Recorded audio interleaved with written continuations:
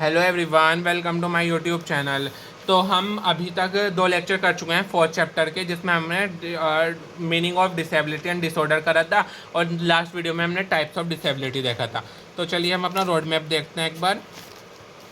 अभी तक हम क्या क्या कर चुके हैं? अभी तक हम concept of disability and disorder कर चुके हैं, types of disability and their cause and nature. आज हम करेंगे types of disorder, their cause and nature. तो आओ जल्दी से वीडियो में सब्सक्राइब कराओ और लाइक करो, शेयर करो, कमेंट करो।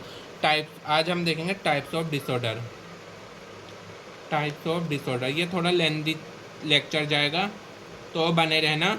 इस लेक्चर के बाहर से कुछ नहीं आने वाला। अगर आपने ये देखा है तो सब कुछ करने वाले हो आप, ठीक है ना। Types of disorder. सबसे पहले डिसऑर्डर होता क्या है, मैंने बताया था जितनी भी माइंड की डिसेबिलिटी होती है, आपके दिमाग की डिसेबिलिटी होती है, उन सबको डिसऑर्डर कहा जाता है, ठीक है ना। आज हम देखेंगे इनके टाइप्स। पहला जो टाइप्स है उसका नाम है attention deficit hyperactivity disorder, ADHD। इसको शॉर्ट में ये भी बोल सकते हैं, ठीक है ना। पहला डिसऑर्डर आपको समझ आ गया। सेकंड डिसऑर्डर देखो। अब हम बात करेंगे सेकंड डिसऑर्डर की। अपने सेकंड डिसऑर्डर में कौन कौन से डिसऑर्डर आते हैं, चलिए वो दिखाता हूँ आपको। तो डिसऑर्डर नंबर 2 पे कौन कौन से हैं? पहले हम ये पढ़ेंगे, देन हम पढ़ेंगे sensory processing disorder. Sensory processing disorder, इसे हम शॉर्ट में SPD भी बोल सकते हैं। देन थर्ड नंबर पे आएगा ऑटिज्म। ऑटिज्म स्पेक्ट्रम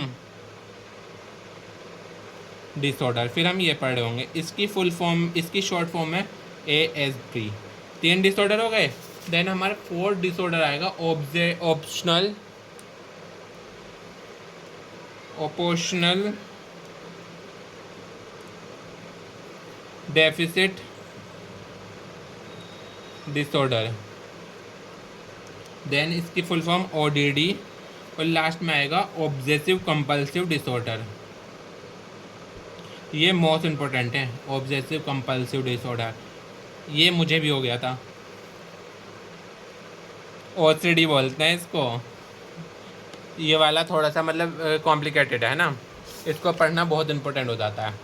आप देखेंगे हम पहला हमारा डिसऑर्डर जिसका नाम है attention deficit hyperactivity disorder. तो इस डिसऑर्डर में आप लोगों को क्या होगा, इस वाले डिसऑर्डर में आपको attention deficit hyperactivity disorder group of behavioural symptom that include inactiveness, hyperactivity and impulsiveness. इसमें आपको इनएक्टिवनेस होगा, हाइपर एक्टिविटी होगी, इम्पल्सिवनेस होगी। जनरली ADH अफेक्टेड चिल्ड्रन, ये ज़्यादातर चिल्ड्रन में देखने को मिलता है। अब इसके सिम्टम्स देखो, इसके सिम्टम्स क्या होगा। They usually forget their daily activity. जो पर्सन होगा वो अपनी डेली एक्टिविटी करना भूल जाता है, ब्रश करना भूल जाता है, स्कूल जाने का मन नहीं करता, छोड़ देता है, होमवर्क करना भूल जाता है। ये सब चीज़ ADH के सिम्टम है ना। They have difficulty in organising routine. वो अपना रूटीन को बैलेंस करने में डिफ़िकल्ट होता है उसको, वो कर नहीं पाता अपना रूटीन। दे बिकम रेस्टलेसनेस, वो थका हुआ अपने आप को फील करता है हमेशा। दे यूजुअली टॉक एक्सेसिवली, वो बहुत ज़्यादा बोलेगा, बहुत ज़्यादा। They usually make careless mistake, वो केयरलेस मिस्टेक करेगा। वो जैसे किसी का बेड पे बच्चा है, बच्चा गिरने वाला है और उसको दिख रहा है, वो फिर भी गिरने देगा। ये सब चीज़ें प्रॉब्लम वो कर देता है, सिली मिस्टेक करता है। सिम्टम्स इन एडल्ट, अगर ये बीमारी एडल्ट में हो जाती है, they make have anxiety attack, उस इंसान को एंग्जाइटी अटैक आने लगते हैं। दे आर यूजुअली फ्रस्ट्रेटेड, वो जल्दी से फ्रस्ट्रेट हो जाएगा। मूड स्विंग एंड डिप्रेशन होगा उसको। दे मे बी इम्पल्सिव, वो मारने पीटने भी लग सकता है। They have problem in concentrating, उसको प्रॉब्लम होगी कंसंट्रेशन करने में। आप देखेंगे कॉजेज ऑफ ADH, इसके कॉज क्या होंगे। ये जेनेटिक फैक्टर की वजह से भी हो सकता है, ब्रेन इंजरीज की वजह से भी हो सकता है, लो बर्थ वेट की वजह से भी हो सकता है, डाइट की वजह से हो सकता है, एक्सपोजर टू टॉक्सिक सब्सटेंस की वजह से हो सकता है, ट्रॉमा एंड ब्रेन डिसीज की वजह से हो सकता है। ये सब चीज़ों की वजह से ये आपको ADHD हो सकता है, और tension deficit hyperactivity disorder. तो ये इतना ही लिख के आना अगर आएगा, इतना, ठीक है ना, स्क्रीनशॉट ले लेना। देन हम पहला डिसऑर्डर कर चुके हैं अपना। अब हम देखेंगे सेकंड डिसऑर्डर। सेकंड डिसऑर्डर का नाम था सेंसरी प्रोसेसिंग डिसऑर्डर, ये छोटा सा है, इतना ज़्यादा नहीं पढ़ना पड़ेगा इसमें आपको। तो इसमें क्या होगा, sensory processing disorder is N condition in which the brain has difficulty in receiving end responding the information that comes in through the senses. अगर आपके मतलब आपकी ज़ुबान पर टेस्ट नहीं आएगा, आपको गंध नहीं आएगी, आपको किसी की भी स्मेल नहीं आएगी, ये सब चीज़ें आपकी सेंसरी पावर ख़त्म हो जाएगी। तो ये वो डिसीज़ है। जैसे कि आपको टच नहीं पता चलेगा, किसी ने आपको छुआ है आपको वो भी नहीं पता चलेगा, आपको टेस्ट का नहीं पता चलेगा, आपको मूवमेंट का नहीं पता चलेगा। In some cases the person with SPD में remain unresponsive to anything around him. तो वो ना अपने अगर कोई उसके अराउंड है ना तो वो उसको भी फील नहीं कर पाएगा।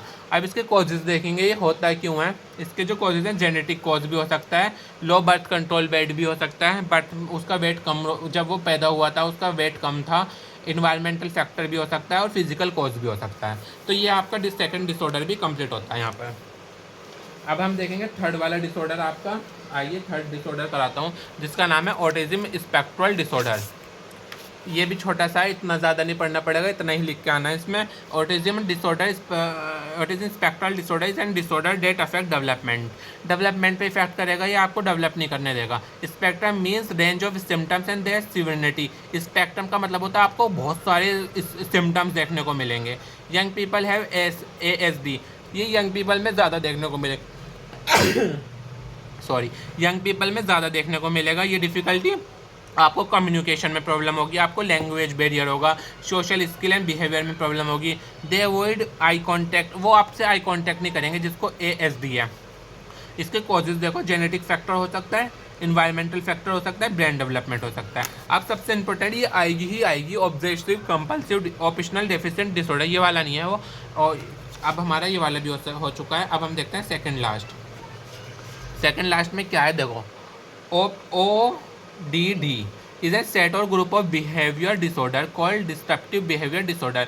ये बिहेवियर में प्रॉब्लम करेगा, मेंटल हेल्थ डिसऑर्डर है ये। They have negativity in their behaviour, आपको जिसको ये बीमारी है, जिसको ये डिसऑर्डर है, उसमें नेगेटिविटी देखने को मिलेगी।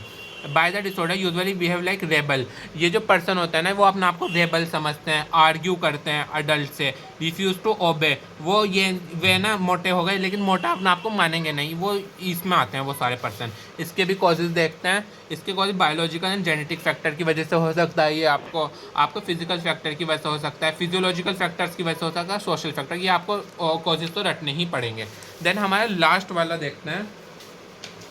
लास्ट वाला हमारा टॉपिक क्या है, लास्ट वाला जल्दी से देखो, ऑब्सेसिव कंपल्सिव डिसऑर्डर, और ये बहुत ज़्यादा इंपॉर्टेंट है, इसलिए मैंने ये इतना ज़्यादा लिखा है, और ये आएगा 100% आएगा 5 नंबर में। Obsessive compulsive disorder is an mental health disorder that affect people of all ages and walks of life. तो ये उन इंसान को हो सकता है जो मेंटल डिसऑर्डर से पीपल लड़ रहे हैं, ये बहुत ज़्यादा बढ़ रही है आज के टाइम में। In simple word, OCD is a type of mental disorder, ये मेंटल डिसऑर्डर का टाइप है। डेस कॉज रिपीटेड अनवांटेड थॉट, तो ये वो बीमारी है जिसमें आपको एक चीज़ बार बार करने की आदत, सफाई करने की आदत लगेगी, बार बार हाथ धोने की। कोई इंसान है ना, अगर मैंने ऐसे टच भी कर दिया अपना हाथ धोने जाएगा, उसको ये बीमारी हो ही होती है, उसको डॉक्टर की, उसे साइकाइट्रिस्ट की ज़रूरत होती है, उसको, वो नफसाती मरीज़ है, उसको साइकाइट्रिस्ट के पास ले जाना पड़ेगा। To get rid of the unwanted thought she perform the same task again and again, वो बार बार हाथ धोएगा, बार बार पर्दे सही करेगा, बार बार बेडशीट सही करेगा, बार बार सफाई करेगा, उसे हर चीज़ गंदी लगेगी, तो वो OCD में आता है। अ पर्सन, देखो इसका एग्जांपल, अ पर्सन में fear that everything he she touches हर germs on it.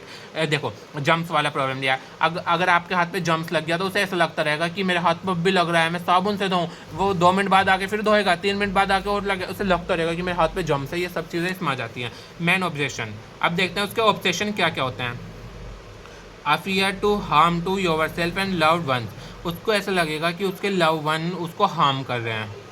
A fear of contaminating of germs, उसको ऐसा लगेगा उस पर जम्स ने कंटामिनेट कर दिया है।